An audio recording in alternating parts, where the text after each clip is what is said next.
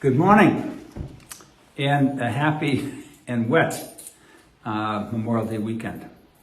I'm sorry for the tinny sound in the video today, but I'm in the lobby, the outer lobby at St. Agnes Church, and I wanted to do this little video right here by this plaque that commemorates the Catholic members of the Reading Catholic community who served in World War I. It's a wonderful kind of a walk back through history in terms of the parish. And it's both parishes because it's before the two parishes were divided. And it's a walk through memory lane with all the different names of families that are still in Reading today, and it's just kind of exciting. But it also reminds me of the patriotism throughout the generations of the members of our community. So often you see these plaques placed, even at the lower school at St. Agnes, above the front doors, for God and country.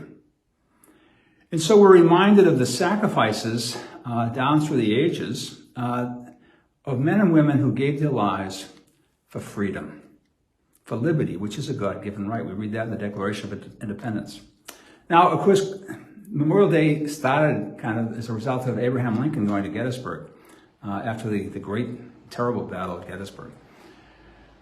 And so I want to read a little bit about it from him in the Gettysburg Address. Lincoln was a very religious man. He may not have gone to church very often, but he was a very religious man, believed in God.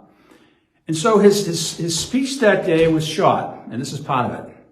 The world will little note nor long remember what we say here, but it can never forget what they did here.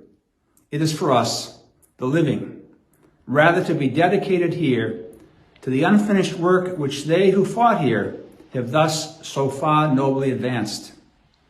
It is rather for us to be here, dedicated to the great task remaining before us, that from these honored dead we take increased devotion to that cause for which they gave the last full measure of devotion, that we highly resolve that these dead shall not have died in vain, that this nation, under God, shall have a new birth of freedom.